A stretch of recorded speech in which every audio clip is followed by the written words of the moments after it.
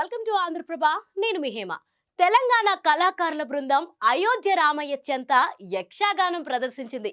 అంతరించిపోతున్న కళకు గడ్డం సమ్మయ్య ప్రాణం పోశారు. అయోధ్య శ్రీరామ జన్మభూమి ఆలయ ప్రారంభోత్సవ సందర్భంగా నగరం పండగ శోభను సంతరించుకుంది. ఓవైపు నగరం అంతా మహోత్తర ఘట్టం కోసం ముస్తాబవుతుండగా, మరోవైపు అడుగడుగున దేశంలో వివిధ సాంస్కృతిక జానపద కళారూపాల ప్రదర్శనలు జరుగుతున్నాయి.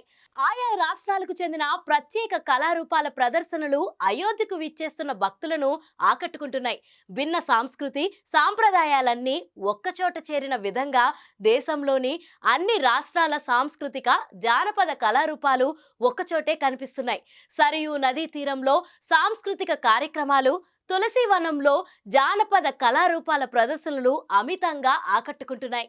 జానపద కళారూపాల్లో యక్షగానం ఒకటి. ఇది కర్ణాటకకు చెందిన ప్రత్యేక నాటక రూపం. అయితే దానికి కాస్త భిన్నంగా చిందులతో ప్రదర్శించే కళ.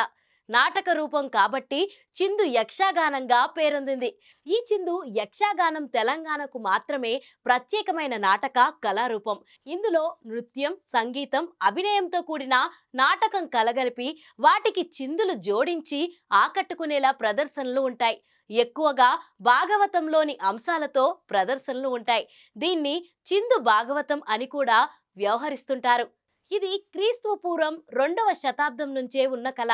అయితే ఆధునిక సమాజంలో సినిమా రంగం నాటుకుపోయిన తర్వాత అనేక కళలు అంతరించుకుపోతున్న జాబితాలో ఈ చిందు యక్షగానం చేరింది. ఈ కళనే తమ కులవృత్తిగా మార్చుకుని జీవనం సాగిస్తున్న ఓ కులం జీవనోపాధిని కోల్పోయింది.